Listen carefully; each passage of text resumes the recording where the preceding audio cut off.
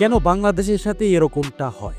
বড় বড় টুর্নামেন্টের শেষ পর্যন্ত এসেও শেষ করতে পারে না। ভারতের সাথে হার, পাকিস্তানের সাথে তো জিতা ম্যাচ হেরে গিয়েছে, তাদেরকে জয়টা যেমন গিফট হিসাবে দিয়েছে বাংলাদেশের ক্রিকেটাররা। যেখানে 135 রানের টার্গেট, সেখানে বাংলাদেশ 124 রানে নিতে পারে 9 উইকেটে।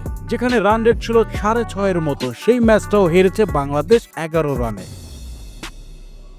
এছাড়া যদি বাংলাদেশ পাকিস্তানের ম্যাচের বেশি অর্ধেক যদি খেয়াল করি, যেখানে পাকিস্তান পুরো ইনিংসে মেরেছে মাত্র 5টি ছক্কা, সেখানে বাংলাদেশ প্রথম 10 ওভারেই 5টি ছক্কা মেরেছে। যেখানে ব্যাটসম্যানদের তাড়াহুড়া এবং খুব দ্রুত ম্যাচটি জিততে হবে এরকম টেন্ডেন্সি থাকার কারণে হারতে হয়েছে পাকিস্তানের বিপক্ষে 11 রানে। যেই ম্যাচে 120 বলে 135 রান লাগে, 6.5 রান রেট, সেখানেও আপনি লাস্ট পর্যন্ত নিয়ে গেছেন ওভার প্রতি 10-11। বাংলাদেশ পাকিস্তানের ম্যাচটি যেই পিচে খেলা হয়েছে, সেখানে 7 রান রেট বা 8 রান রেট চেস করাটাই অনেক ডিফিকাল্ট। সেখানে আপনি শেষ পর্যন্ত নিয়ে গিয়েছেন 10-এর উপরে, যেটা হারের মূল কারণ হিসেবে দাঁড়িয়েছে। প্রথম দিকে আপনি 6 মারতে গিয়ে আউট হয়েছেন। ধীরে সুস্থে খেলার কোনো প্রতিভাই ছিল না সেই ম্যাচে বাংলাদেশে কোনো ব্যাটারের। না ছিল সোহানের, না ছিল শেখ মেহেদীর, না ছিল পারভেজ ইমনের। এছাড়া হৃদয়ের কথা তো বাদই দিলাম।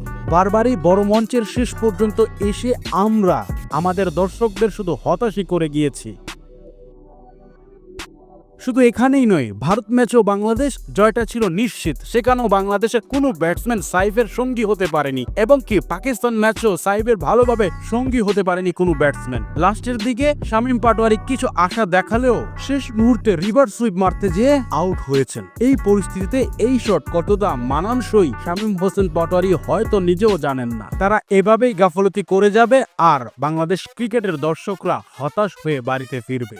সহজ একটা ম্যাচকে কিভাবে কঠিন করতে হয় তা শিখতে হবে বাংলাদেশ ক্রিকেট দল থেকে।